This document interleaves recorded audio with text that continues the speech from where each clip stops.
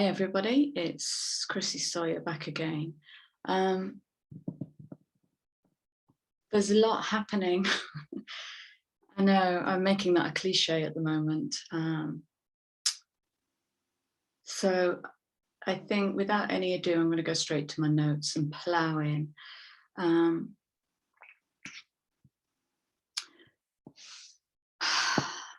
Okay, some heads ups is, since the first eclipse, a week and a bit ago, I've been channeling and it's changing, radically changing, as in I don't tune in and out, I'm just in and on and open like all the time. I've been channeling for a whole week and a bit. So number one, I'm channeling from many all at once, and this will increase my 1,000-yard stare. Okay, so go with it because I'm a student in learning here. There's a lot opening up all at once. And today, well, you might see a bit of a tremor going on because it's not even 10 o'clock in the morning and I've had like a cosmic explosion of downloads and insights this morning, which has kind of culminated in the realization that this is a double alignment for me today. So we're 9th of May, which is 14/5, which is my song. And when you add that to the year 6, you come into a 22, which is my spiritual spine.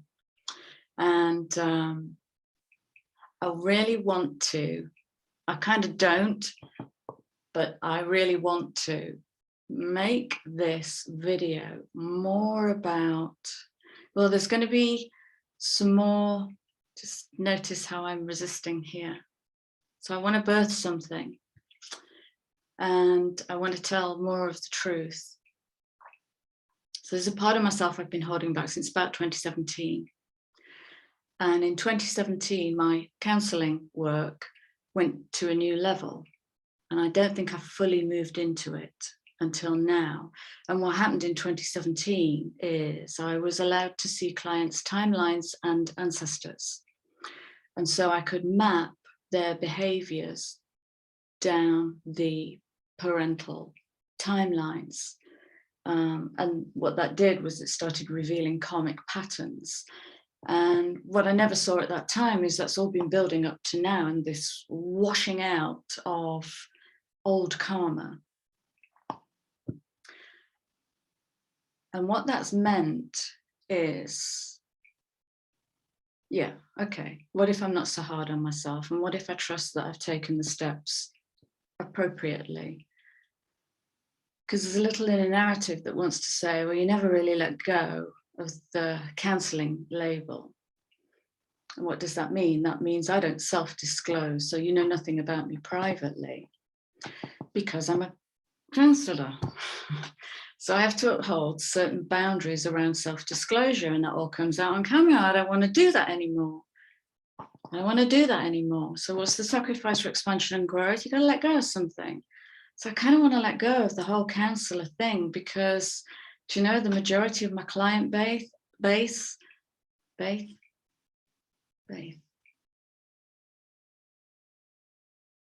wow, that's taken me somewhere ancient. What does that mean, Baith?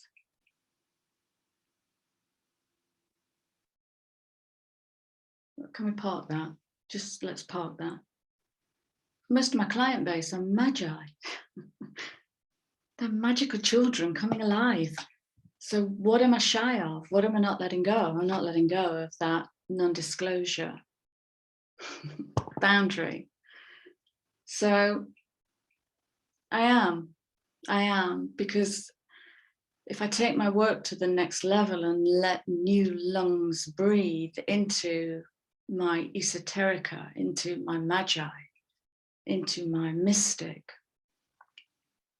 then I can help you more. I can bring more, okay? So I'm going to start to do that. That wasn't so bad, was it? And also heads up on Ophiuchus, right? So there's a message I've been getting about Ophiuchus for weeks now, and I haven't responded to it yet.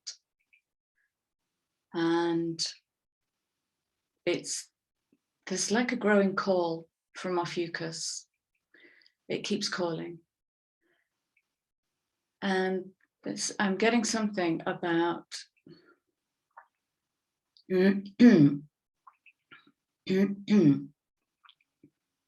wow. What is that? Bear with me, I'm drowning. Oh. It's to do with the child. Well, my whole body's shaking now, so I'm going to try and drink my tea. Fine. So let's just link it together. Ophiuchus, throat clearing, drowning. Emotions, water, Kundalini. Healing. Being held. But I'm seeing children being held together in a playpen. Collective holding and healing. Kundalini, deep water. I'll come into that, Scorpio.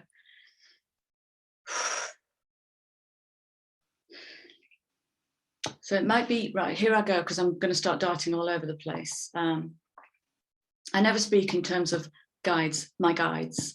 But if I were to speak in terms of guides, I would say I have a whole new team of guides.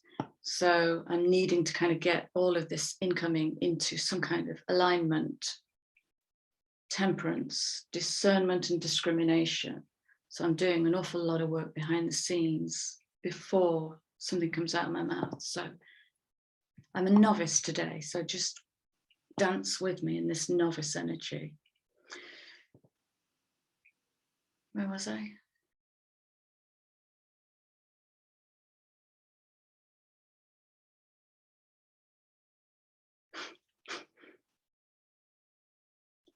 In the void. Okay, I'm going to go back to my notes because I've lost my spot. Novice. Right. In the next few days, I'm not going to put dates because I want to keep it organic and I want to kind of keep you guys in flow state. So thinking isn't engaged in checking the diary. In the next few days, this is what's coming in. Jupiter moves into Aries. Kapow. Initiation, fire, first house, I am. Okay. And Venus is in Aries, where she isn't at her strongest. And that fire needs to learn how to hold the emotional value system. Oh, wow. The emotional value system. I think I mentioned this before, we're coming into heart-centered leadership. So this is not old top-down business, that's Capricornian, linear, masculine. We're coming into the flow of creation, and the flow of creation is all things. Sometimes it moves, sometimes it stops, and then the mind goes to stuckness and tries to wiggle free. And that's the point that we need to navigate. I had a long conversation yesterday with another fellow mystic because I was shown a vision. So this fellow mystic said, it's the difference between should and want. And I said, that's it. And I was shown this vision. If anybody watches Friends, it's the episode of Friends where Ross is trying to move a settee up or down the stairs and he gets stuck on the dogleg of the stairs. So he starts going, pivot, pivot. And it is the pivot. This is the pivot point because this is all about child. I will get into my notes. This is the pivot point between the should and the want. All right.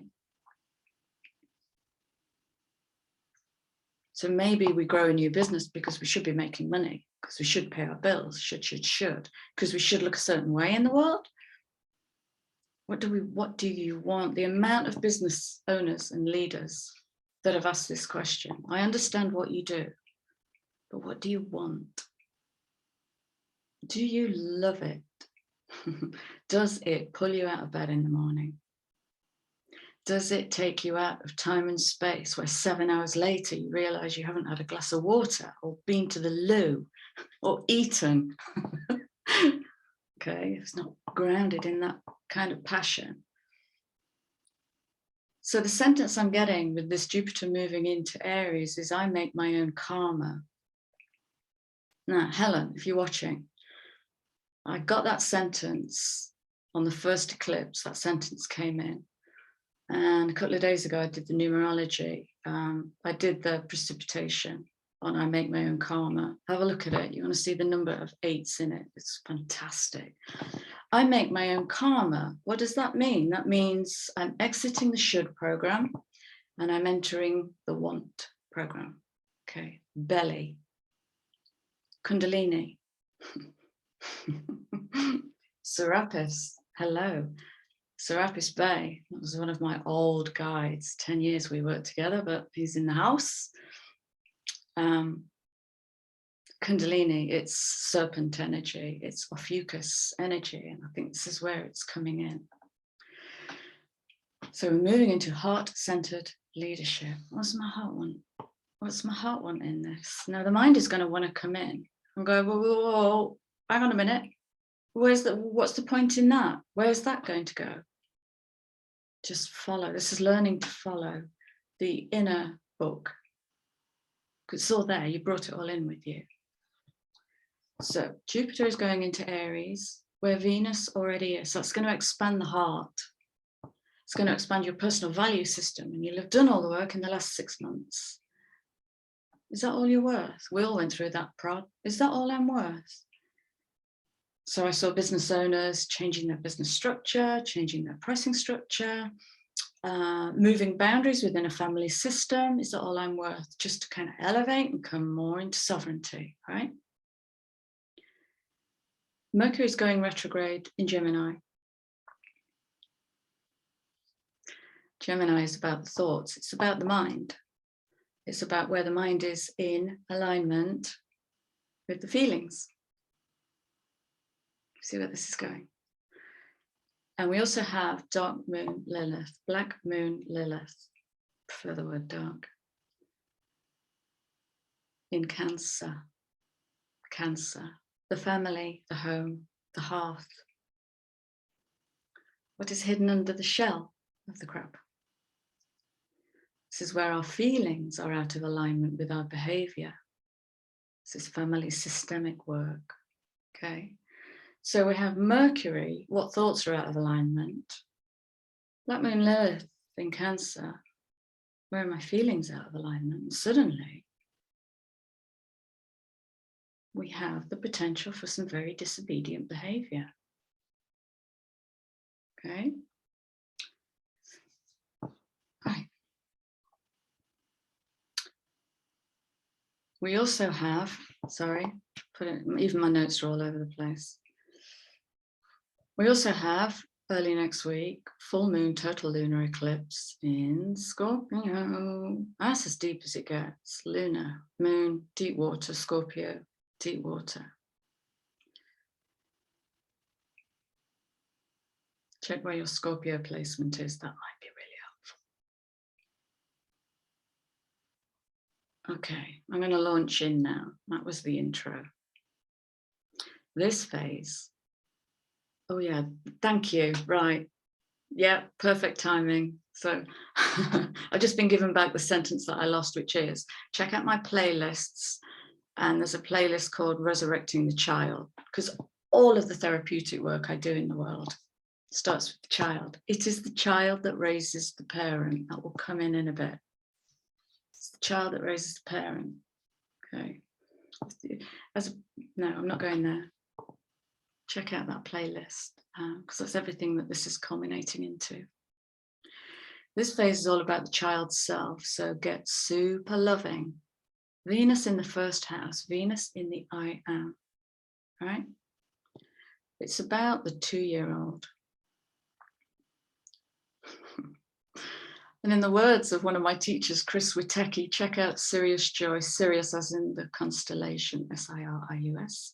Sirius Joy TV, he does a big 2-hour program once a week. And he He's an amazing astrologer and funny. He's Taurus, and Taurus always make me laugh until I crease.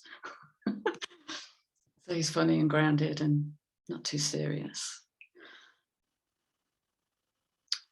So it's about the 2-year-olds, and it's about their no. Okay. It's about that child being dragged out of the door to visit some crusty old aunt to eat stale Battenberg cake. It's about the child whose personal will wasn't met. It's about the child who learned to adapt and modify their personal will, who learned to temper their innate defiance. It is the antithesis of the interrupted, adapted, parentified child.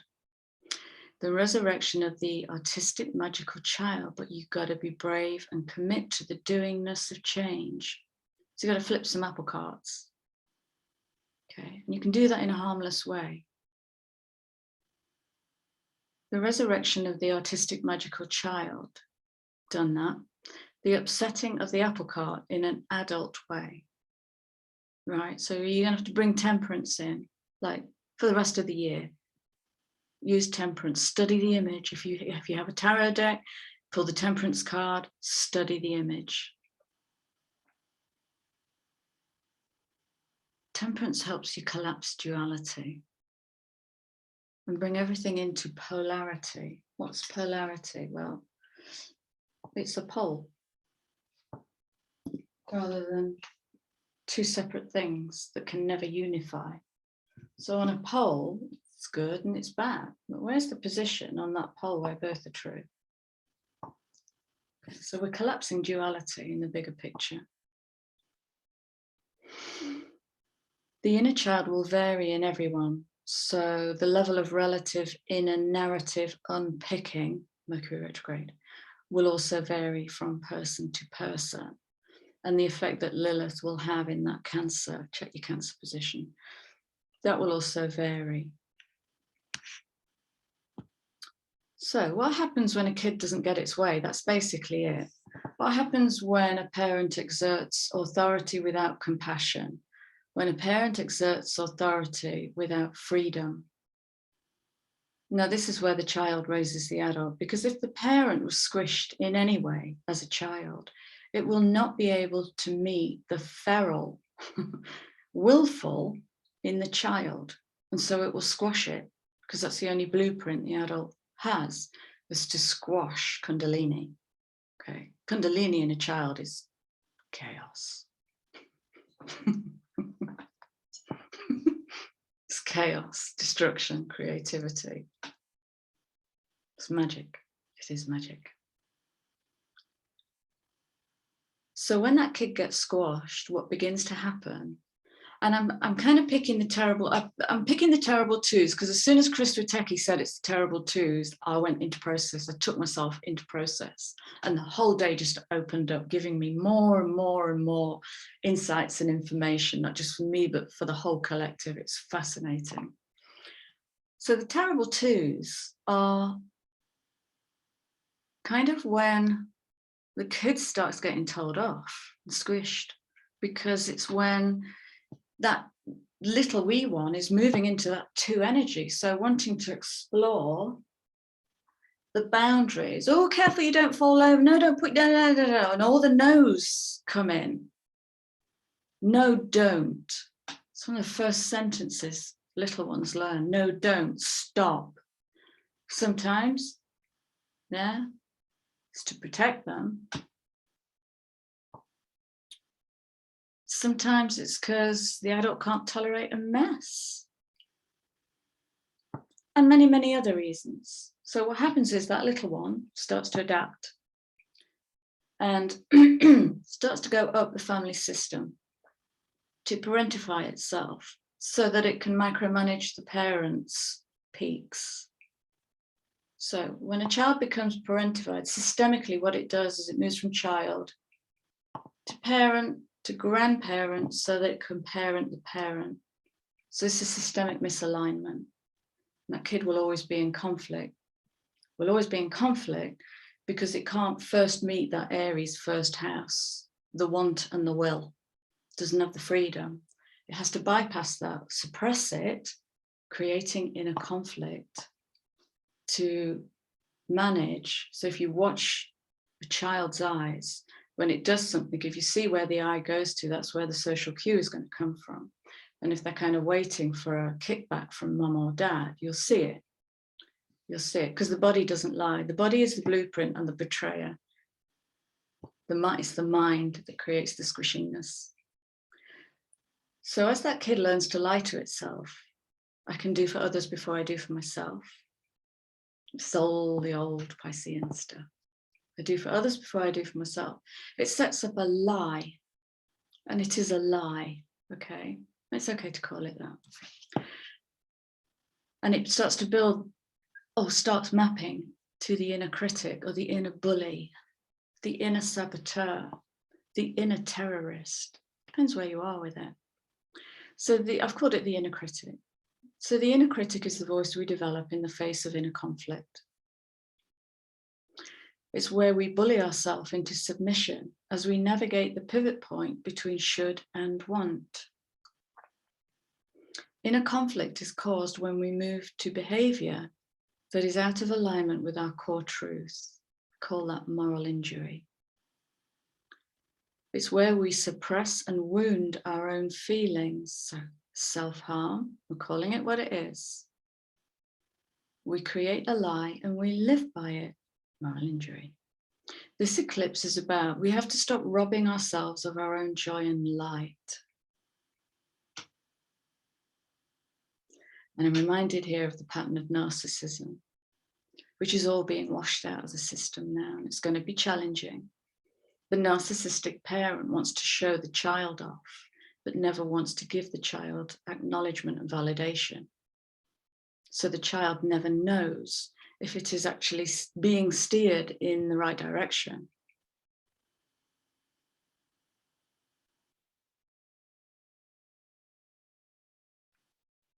And parentifies, takes care of mum and dad's reaction. So a child of narcissistic parents can only really exist in an emotional bandwidth that big. If they succeed too far, they shame the parent. If they fail too far, they shame the parent. So it's literally, children of narcissistic parents can be shallow breathers, literally shallow breathers, because they're micromanaging their world all of the time. It's taking all of their personal resource that they can't put into their belly and splash their color all over the world. So we have to stop robbing ourselves of our own joy and light. It's about repairing the damage caused when another stole your light, your fire and your unbridled joy. Unbridled joy to an adult looks like a mess. To a child feels cosmic, without boundaries, boundless. Okay.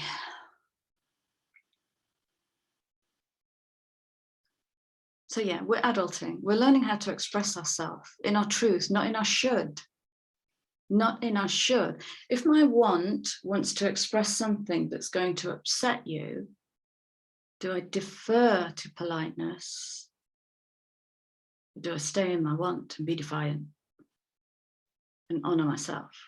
It's a choice, it's all a choice. No right or wrong here. It's all a choice. So, terrible twos are about the discovery of our emotions, learning how to express them. Lilith in Cancer. How does a child express itself naturally? Freely, wantonly, and wildly. Begs a bigger question about how we disagree. This is a big conversation here. How do you fight with another? How do you disagree with another? How do you come to odds with another? Or are you always in pursuit of evens? Because we all know how to be polite. We all know how to agree. We all know how to be diplomatic. But what if, what if, what if? So how do you disagree and fight? Live to love and be loved again, no matter what. I think I said about, 10 videos ago, if I fight with you, will you still love me? If I disappoint you, will you still love me? This is all, look, child to parent. If I let you down, will you still love me? Okay.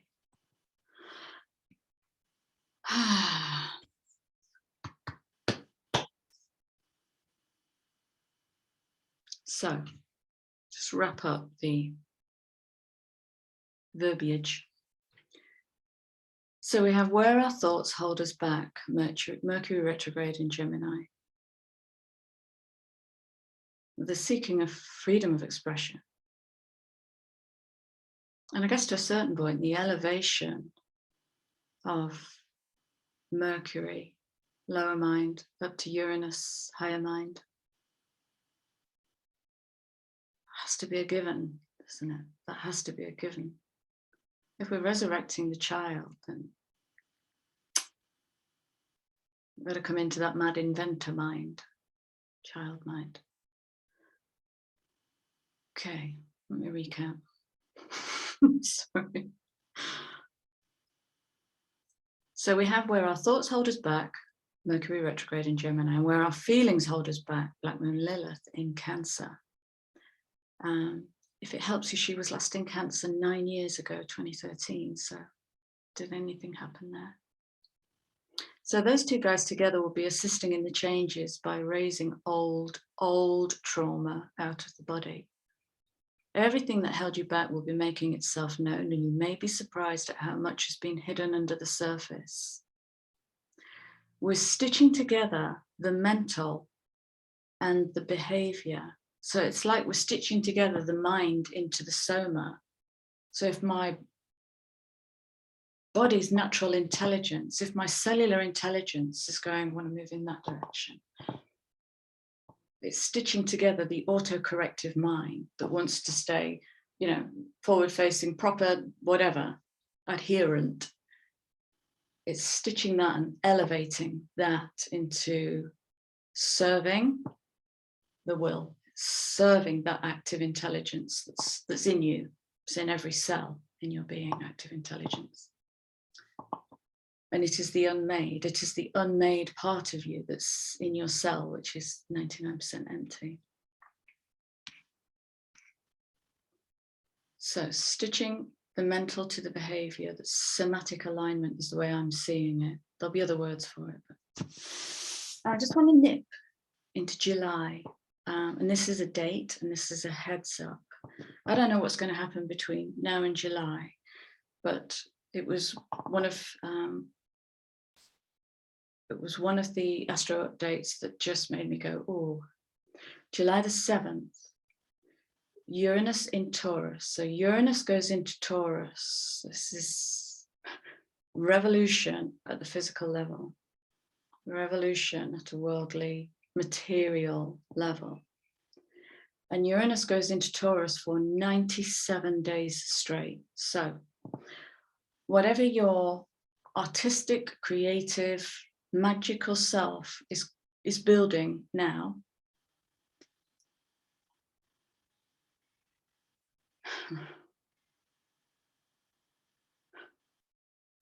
lift it up, give it away around that July the 7th entry point. Let go of it, because what will happen is Uranus will take it up to the higher mind. It will elevate it to where you can't quite see it. Let it go, take it higher, into a higher expression. So that's definitely a date in my diary. All right. Did that all make sense? Did I lose you anywhere? I really, really welcome your feedback on this particular video, simply because I've allowed it to go all over the place like the wild child that I really am. Okay. Quick slow. See if I can do this without shaking.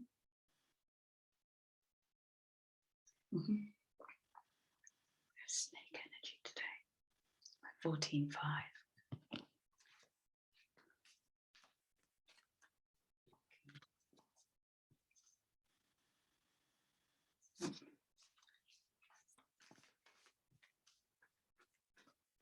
All these feel weird.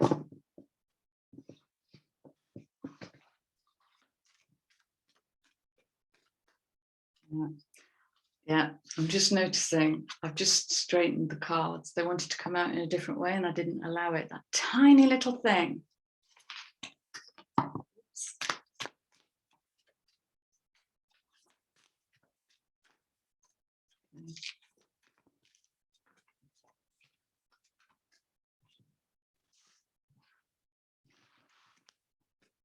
Let's see.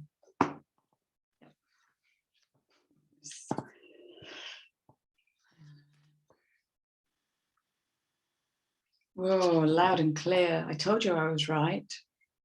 This is the,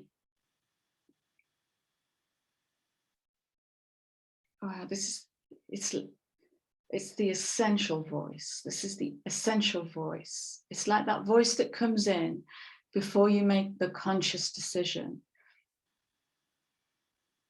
Like when you meet somebody, have you ever heard somebody say, oh, I met such and such, didn't like them right from the get-go?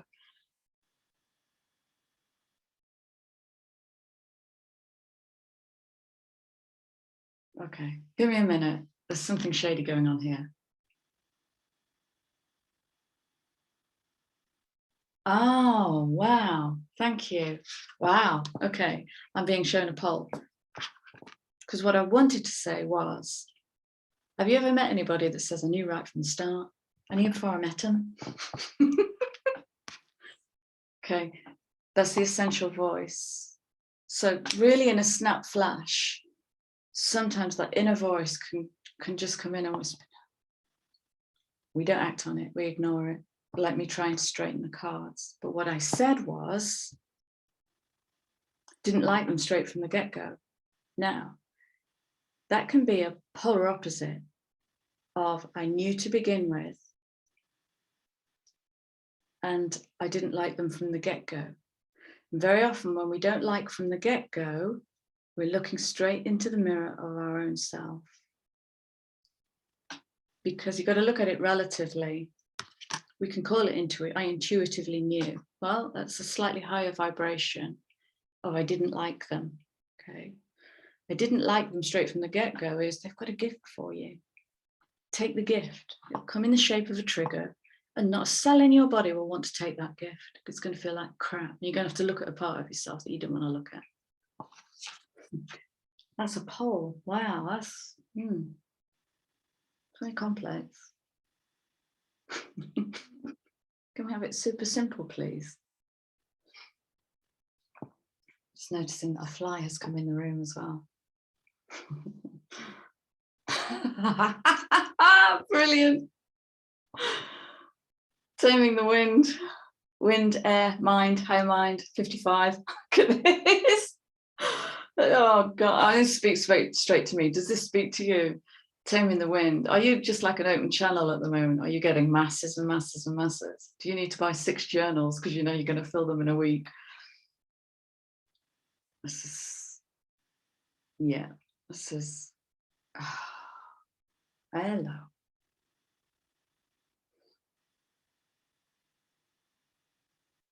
Okay, so they're giving me the wind as a child.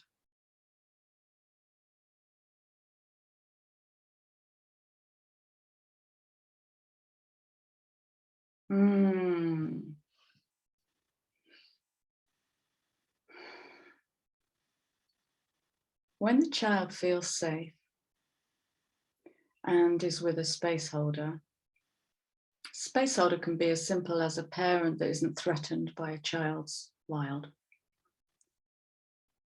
And if that child is with a space holder who doesn't want anything from them and doesn't want to rush them,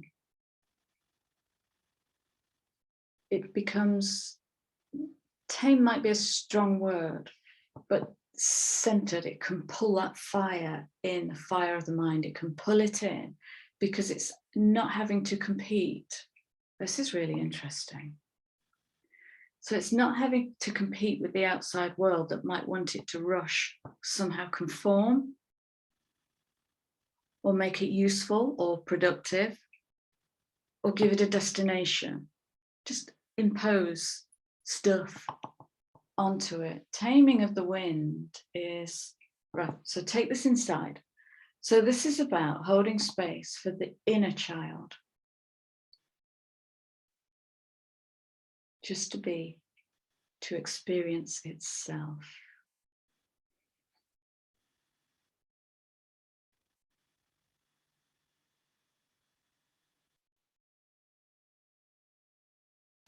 Just to allow that child to come into stillness. there is an increasing inner tremor in me. I'm just going to go with it and let it move through the body.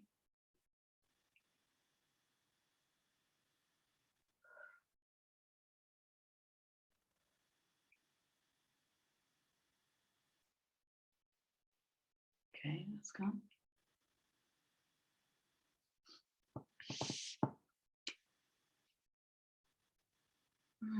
Yeah, don't impose the mind upon the somatic process. You know, when a dog is stressed, it shakes. It's not scared. We perceive it as the dog's scared. It's not scared. It's processing excess energy by shaking. Okay. So I've just experienced that. Well, I haven't just experienced. It's part of my process. Is that I allow the shake to move through me. I allow the wobble to move through me. I allow the sobbing and the rage and whatever wants to come through me. Why? Because this cannot process emotion. All of this can. This is built to self-heal, self-regenerate. The body can regenerate itself at a cellular level. Why would I think I'm cleverer than that? I don't need to think about it. I just need to shut that up. Sit still. Right, okay. I'm going to share another personal story with you. I just want to let this fly out because it's knocking itself unconscious against a window. Bear with me. Fly's gone. So,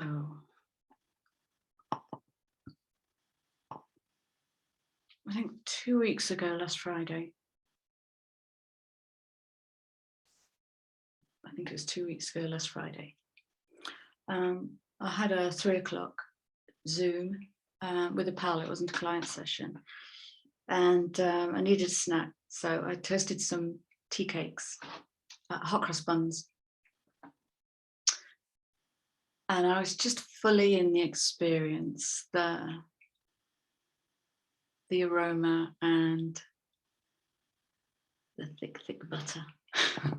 And I was just fully in that experience, lost in the experience of preparing tea cakes and a cuppa for myself. And I heard loud and clear, it's over. And it came in this side. Nothing comes in this side. All my clairaudience is on this side, always has been. And this arrived like a telegram on a silver plate. It's over. And I turned and I said, repeat, it's over. And then I was shown an image of a ticker tape parade like the end of World War II, where the streets of London filled with confetti. And my whole body allowed this wave of euphoria to come through, which burnt me to ashes. I sobbed, I laughed, I sobbed, and I laughed, and I just let the body do all of the heavy lifting. Didn't think about it. And for days and days, I haven't understood it. I haven't understood, was that just for me? Is that for the collective? Do I bring that out? I'm just sitting with it, and getting loads of insight, little bits that are coming in to create this big picture. And I think it's for all of us, and I think it's for now. I think this is, you know, certainly for the rest of this year, is for those of you guys who've been working your socks off to resurrect your inner child, to do your shadow work. I know so many of you who are bloody heroic in the work that you do. And there's just this lifting off. One of the messages I got after this, it's over, was about accessing joy. What if it's like that easy? And part of my little mind couldn't conceive of that. Why? Because the hard work paradigm came in. Work hard. I don't like that. I've never liked that phrase. Work does not equal hard. If you're creating from passion, there's no work in it. There's no work in it. Certainly no hard in it. There might be periods where you've got to burn a candle at both ends. But is that hard, or are you still in your joy? Have you come out of your joy again? This is somatic intelligence. So it's to do with accessing joy. almost like there's been this brick wall. Right, thank you. This is to do with the stitching together of the mind and the experience. So the story I shared with you about my work expanding in 2017 and me not expanding with it, because my mind was hanging on to an old label, counsellor. Qualified with a BACP, counsellor. I don't adhere to their values. Why? Because I work from the heart-centered place. I work from heart center. I work at soul level. It's much deeper, much deeper. So stitching together the mind with the intelligence is bringing together, it's removing that perceived. Wow, give me an example. There are so many examples of this. What do you want? I just want to be happy. So be happy. What? It's that.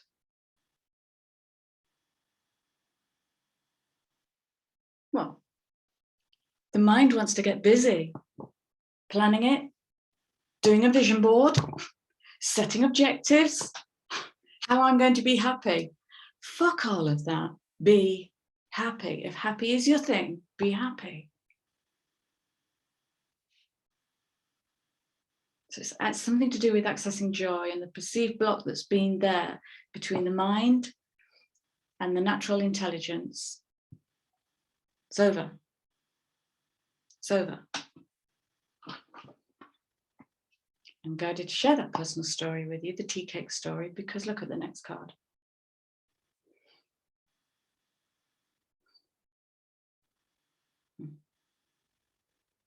9, dissolving. It's dissolving. Wow.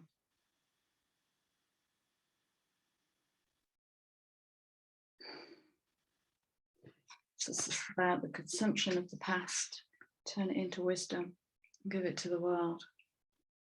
So we're now digesting the past. So all this karma is being pulled out of us really seriously on a cellular level. Like since before the first eclipse, forgot what it was called then, since before the first eclipse, I can't find 2 or 3 strings of inner narrative. They've gone. And it's been a huge process. I think the process has lasted me actually since the first eclipse. And I think what's happening today is I'm moving into the Scorpio eclipse, which is why I have no boundaries. If there's ever a day for me to come out live on air, it is today. Completion, Ouroboros. Right, Ophiuchus is in the house. I'm not doing Ophiuchus reading. I want to do more Ophiuchus readings. I'll come to that later. Okay.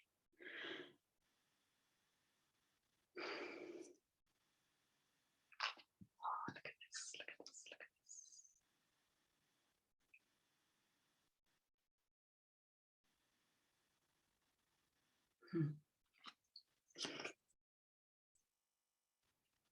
Wow, that card just screams Scorpio at me. The Rainmaker is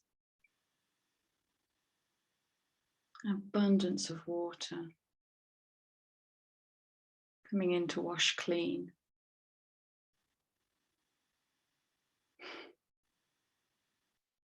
The aquifer, wow.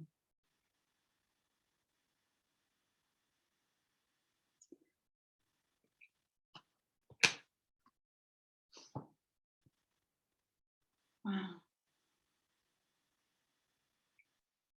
So there's a recoding of the emotional body happening here. It's actually happening. That's why I can't find those 2 or 3 streams of stinking thinking. Impatience, it's my impatience, fire sign, I can't help myself.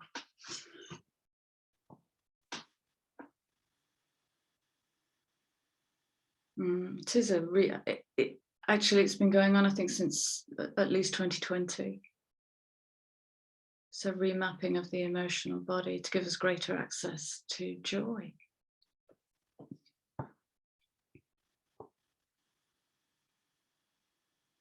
Yeah, yeah, it is. It's coming from a much higher dimension and being fused into the body through the emotions. It's beautiful. I can see it better than I can talk about it.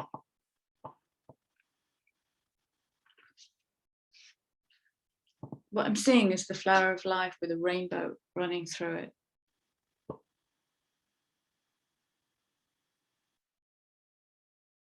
Mm. Mm.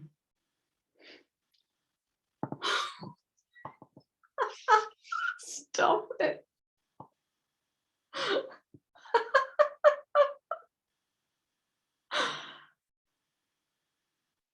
Yeah, 41.5. Wow, it's building the structure. It's a higher platform. It's a higher platform from which to view the world. So it's a coming up out of those lower base emotions of reptilian, fight, flight, defend, freeze. Just the smallness of life into a much, much more expanded experience of life through all of your colors. That makes sense because the next card is the Luminous Warrior.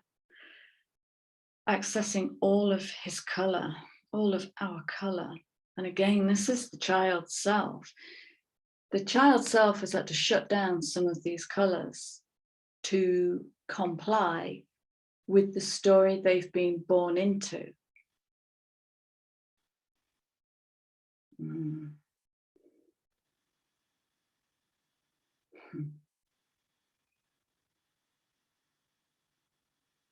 Beautiful. Beautiful.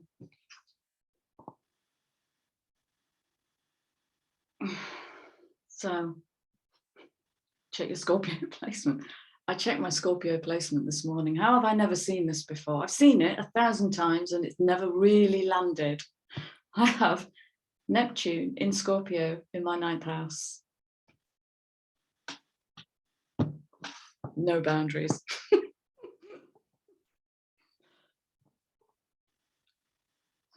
61, wow. Oof. Yeah, that goes with these two. That's absolutely the, oh my gosh.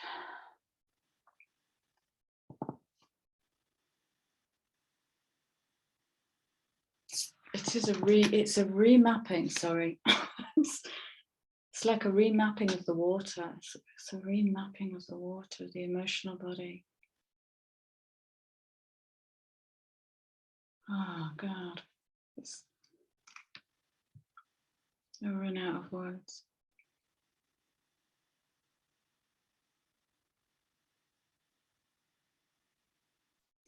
It's like feelings beyond emotion. So I don't have emotional mapping to tell you what I'm feeling. So that's literally the difference between the lower emotion and the higher feeling. Sorry, I'm trying to translate as it's coming in. Let's try and get, I don't need to clarify. I can see what it is I'm trying to say. What's the underlying energy? Circle.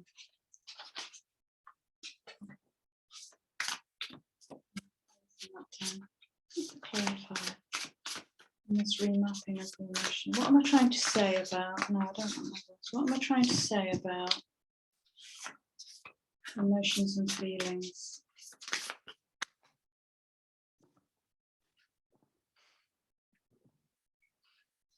Didn't really want all these cards.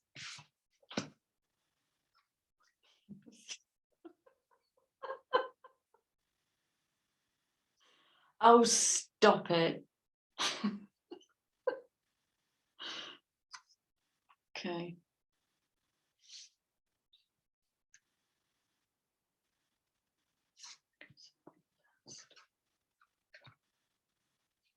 Reconciling the past. Moving out of stagnation.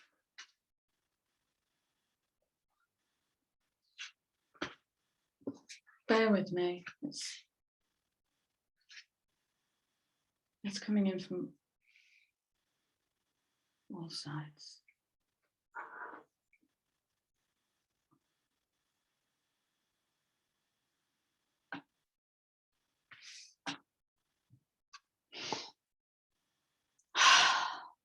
Feelings,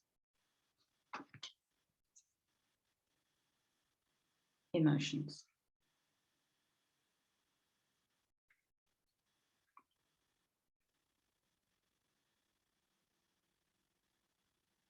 Reconciliation. There are no two opposites that cannot be reconciled.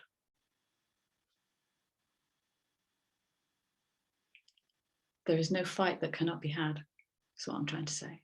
There are no two opposites that cannot be reconciled. That's the Hermetic principle of correspondence.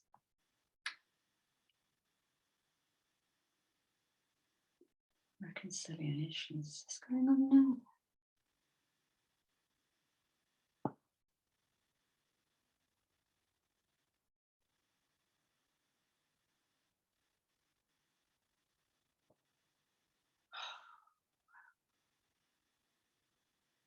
It's happening within and without, reconciling inner processes and like rejoining. It's like rejoining.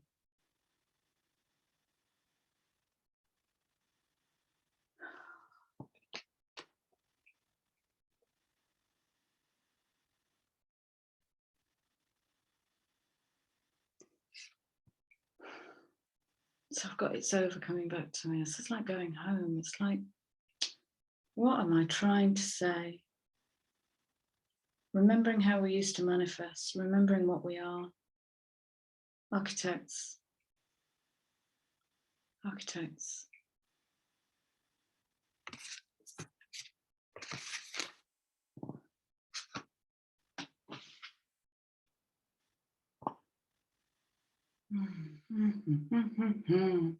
Inability to manifest is one of the most common themes I work with for others.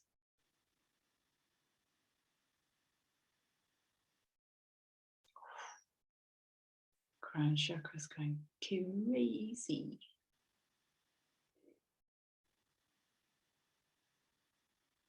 Moving out of stagnation. It's over. It's over. Letting out grace and generosity. And my crown chakra lost in space. Needing direction. Yeah, it is. This is speaking into something I was talking about yesterday, which is about, so it's all in flow state. It's cool because we get to do stuff or be stuff. And then when it stops, that is the pivot point. I caught myself last week. I caught myself sitting down to do some channeling. And this voice said, do you really need to do that now? Or can you just rest? I'm one of the strongest advocates for how do you rest. I say it all the time, how do you rest? But I was happy doing the channeling. I just didn't need to. I was finding something to do because I'd hit one of those should want pivot point. Now, the mind can come in here because lost in space can be you've allowed your mind to just go out and dance in the void. Okay. Don't need any structure around that. Just need to be able to play like a child in the void and play the what if and just allow the mind to wander, allow random abstract thoughts and feelings, stuff you can't explain to come in. 36.9. 369 I see as kind of the unmanifest numbers, like they are without matter. They kind of flow like ormus in and out of beingness. You're not lost. Stop telling yourself, stop robbing yourself. You are not lost. When direction is needed properly, it will come. So this need is the should, is the should. Wow. Jesus, it's so deeply ingrained in this programming. The need is finding a comfortable place in the world where it's okay for you to not know, where without being labeled a butterfly or a flake or a unicorn or a dreamer. The shaming of that nothingness, we've shamed it. And so that sometimes when we dance around in it, in the non-material world, and just be, that's a whole module of learning, to just be. Because the mind will want to come in and micromanage that, and give it direction and shape and a plan and meaning and importance. Just be, and then come back. And that's it. That's it.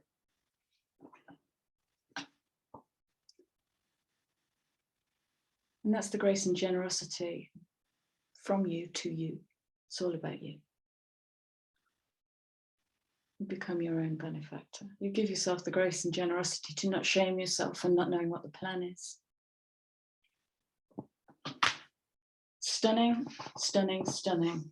Okay. Do I need, I'm not sensing those cards. I'm going to wrap this up with an abundance card, with a cheeky abundance card. I'm going to thank you in abeyance of launching this video. I'm going to thank you for just staying with my, I don't know, all over the placeness. I feel like a student at the moment. Okay, can we wrap this reading up, please? Cheeky wisdom. Stop giving me that. That card's been out for the last 3 readings, I think. No resistance. Give me a clarifier then.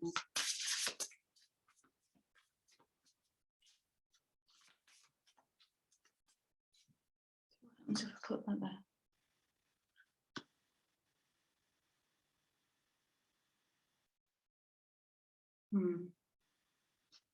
What happens if I shuffle again? Okay.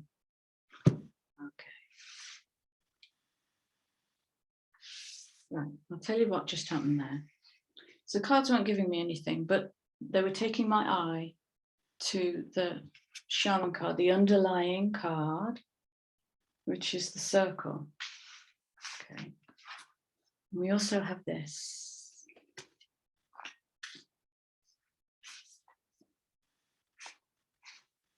And we have this. Okay. So it's really reconciling with that meta part of you. Okay. Like I say, the next 3 years, this 2022, 23, and 24 are the quantum years. Okay. And I wanted clarification because the card that came out was grief. And there's going to be grief in some of us when we realize what we lost, when we realize what we can now reconnect to, when we realize and gain full access, fuller access to higher mind, higher wisdom, higher love. It's okay. Let it wash out. Bring the rainmaker in. Let that grief out. Revel in it. Make a meal of it. And I'm going to take these two. There is an explosion of cards. I don't want to talk them. Ah, wow. Okay, so courageous in the doingness. Ask for help. If that looks like a prayer, pray. If that looks like a meditation, meditation. If that looks like going and speaking to a tree or a bird, go do it. Whatever it looks like, invite help because it's here. It's just, there is so much energy.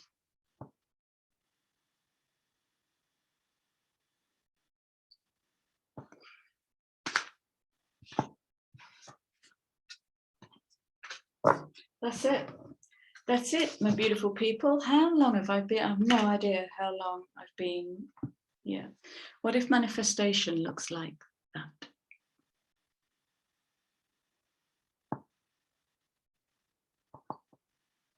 The eyes can only see what the mind is willing to conceive of. It's easy for me to receive. It's easy for me to receive. It's easy for me to receive.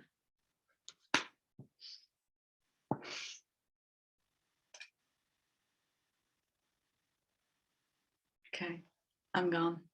I could stretch this out for another hour with the cards I can see on the table, but I'm gone. I gotta go.